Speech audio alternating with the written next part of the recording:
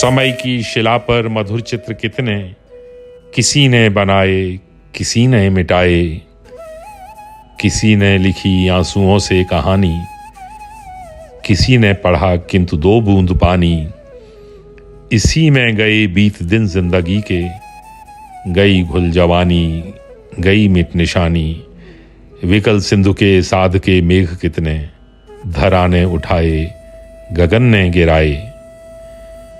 शलभ ने शिखा को सदा ध्येय माना, किसी को लगा यह मरण का बहाना।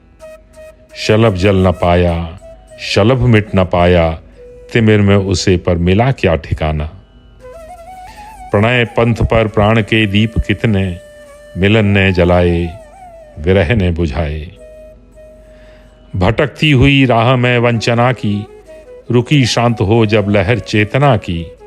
तिमिर आवरण ज्योति का वर बना तब, कि टूटी तभी श्रृंखला साधना की। नयन प्राण में रूप के स्वप्न कितने, निशाने जगाए, उषाने सुलाए। सुरभ की अनिल पंख पर मोर भाषा, उड़ी वंदना की जगी सुप्त आशा। तुहिन बिंदु बनकर बिखर पर गए स्वर, नहीं बुझ सकी अर्चना की पिपासा।